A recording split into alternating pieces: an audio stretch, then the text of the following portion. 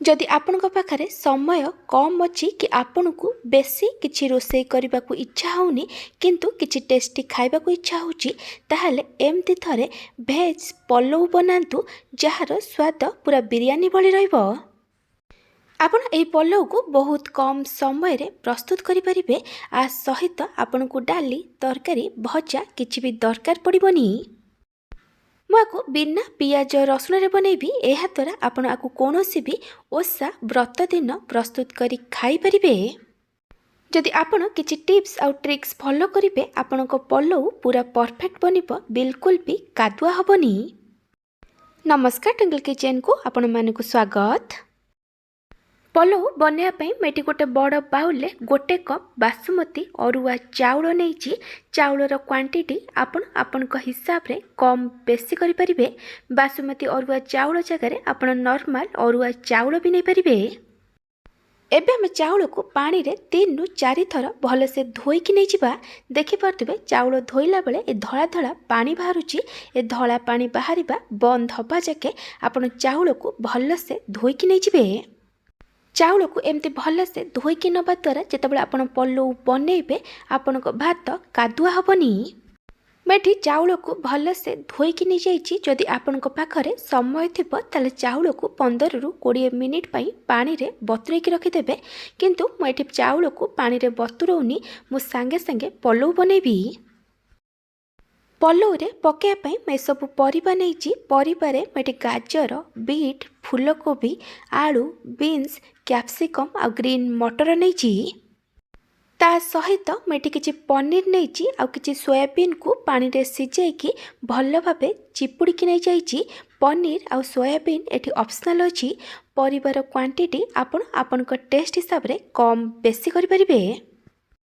मैं कड़ाई रे किछि रिफाइन तेल दे गरम होबा को रखिछि। तेल भल से गरम हैला परे मैं एथिरे पनीर को दे दोउछि। मैं पनीर को भाजी की पलौ रे देइछि। आपण चाहिले पनीर को न भाजी भी पलौ रे पकई परिबे। पनीर को एबे हमें हाई फ्लेम रे भाजीबा जेमती पनीर टिके लाइट गोल्डन ब्राउन कलर हे फ्राए हे जिवो। पनीर को बेसी लो फ्लेम रे भाजीबेनी, नहले पनीर टाणो हे जिवो। पनीर को मैं भल भाव भाजिला परे गोटे प्लेट रे काढ़ी देइछि। मैं सेम तेल रे गोटे छोट चामच घी देइछि। आपण चाहिले पलौ को पूरा घी रे बनै परिबे। घी भल से मेल्ट करी गला परे मैं एथिरे किछि गोटा मसला देइछि। गोटा मसला रे मैं गोटे छोट चामच जीरा, खंडे दालचीनी, गोटे तेजपत्र, 2टा लवंग, 10 रु 12टा गोलमरीच, गोटे अनासी फूल, गोटे गुजराती आ गोटे बड़ अलैच पकईछि। गुजराती अलैच को मुझे छेचिकी पकईछि। सबको भल से मिक्स करी आमे को हाफ रु 1 मिनिट पर्यंत भाजिला परे आमे एथिरे काटिकी रखिथिबा सब परिबा को देइतबा। एबे हमें सबको भल से मिक्स करी परिबा को मीडियम टू हाई फ्लेम रे 2 रु 3 मिनिट पर्यंत भाजिबा। एमती भाजिबा द्वारा पलौर टेस्ट बहुत भल आसीबो। मैं आपन को गोटे छोट रिक्वेस्ट करुच्ची, जदि आपन को यही रेसिपी भल लगे ताला को लाइक करेंगे, आपण सांग मानक सहित शेयर करेंगे।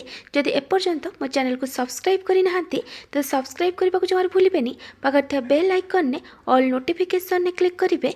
यह द्वारा मो जो वीडियो आसीबो आपण प्रथमे देखिपारे।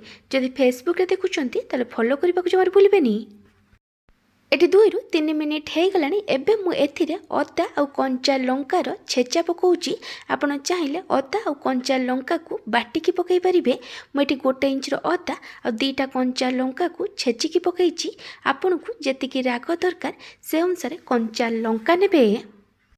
एबे मु एथिरे किछि गुंड मसला दउची। गुंड मसला रे मैं 1/3 टेबल स्पून हळदी गुंड, कलर पई काश्मीरी लंका गुंड पकईची। एठी ऑप्शनल अछि। आ गोटे छोट चामच जीरा धनिया गुंड देइची। आ 2 छोट चामच बिरयानी मसला पकईची।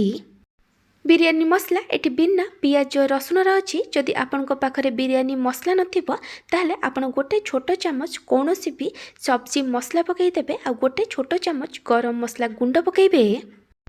एबे मु एथिरे 2 रु 3 छोट चामच पानी दे देइछि। एबे हम सबको भल से मिक्स करी आमे को हाफ रु 1 मिनिट पर्यंत कसिबा जेमती गुंड मसलार कंचा बास्ना पड़िबो। एटी हाफ्रु 1 मिनिट हो गलानी। एबे मु एथिरे गोटे बड़ टमाटो को टिके छोट छोट करी काटिकी पकईची आउ एथिरे सिजेकी रखिथिबा सोयाबीन को दे दउची। एबे हमें सबको भल से मिक्स करी आमे को 1 रु 2 मिनिट पर्यंत कुक करिबा जेमती टमाटो टिके सॉफ्ट हो जिवो। टमाटो को पूरा सिजेबा दरकार नहीं।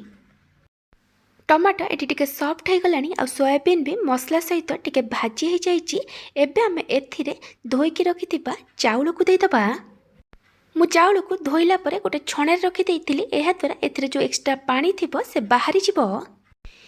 एबे आमे धीरे धीरे सबको भल से मिक्स करी हल्का हाथ रे चाउल को परिबा सहित 3 रु 4 मिनिट पर्यंत भाजीबा। एमती भाजीबा द्वारा आपन को पल्लौ खिला खिला बनिबो। एटी 3 रु 4 मिनिट हो गलानी। एबे आमे एथिरे पानी दबा। आपन एथिरे गरम पानी देबे, ठंडा पानी देबेनी। मैं ये 1 कप चाउल पाई 2 कप पानी देइची। चाउलर क्वालिटी अनुसार पानी कम बेसी हो पारे। तापरे आमे एथिरे स्वाद अनुसार लूण पकेइबा। मैं ये फाळे लेंबू को चिपुड़िकी देइची। एहा द्वारा भात गोटा गोटा बनिबो, कादुआ हबनी। एबे आमे सबको भल से मिक्स करी दबा और पानी को हाई फ्लेम रे फुटिबा पई छाड़ी दबा। आपण एही रेसिपी को को जागारु देखुचंती कमेंट सेक्शन में जणैबे। पानी एटी भल से फुटी गलानी। एबे आमे एथिरे भाजिके रखिथिबा पनीर को देई दबा और सबको भल से मिक्स करी दबा। तापरे आमे को कवर करी लो फ्लेम रे 12 रु 15 मिनिट पर्यंत कुक करिबा। आपना को लो फ्लेम रे कुक करिबे, हाई फ्लेम रे कुक करिबेनी। एटी 15 मिनिट हो गलानी। एबे आमे गैस बंद करी दबा और पल्लौ को 5 मिनिट पई रेस्ट हबा को दबा। आपण पल्लौर घोड़नी को सांगे सांगे खोली देबेनी। एटी 5 मिनिट हो गलानी। मैं पल्लौर घोड़नी को काढ़ी देइची। एबे आमे धीरे धीरे हल्का हाथ रे पल्लौ को मिक्स करिबा। पल्लौ को एमती साइड रु धीरे धीरे हल्का हाथ रे मिक्स करिबे, नहले भात सब भांगी जिवो। एटी चाउल आ परिबा सब भल से सिझी जाइची। आपण चाहिले एटी किछि काटिकी धनिया पत्र पकई परिबे। देखि परथिबे पल्लौ एटी बिल्कुल भी कादुआ बनिनी, भात सब गोटा गोटा अछि। पल्लौ आउ टिके ठंडा हो गला परे पल्लौ आउ टिके झुरझुरिया हो जिवो। बिना पियाज रसुन रे भेज पल्लौ एटी रेडी हो जाइची।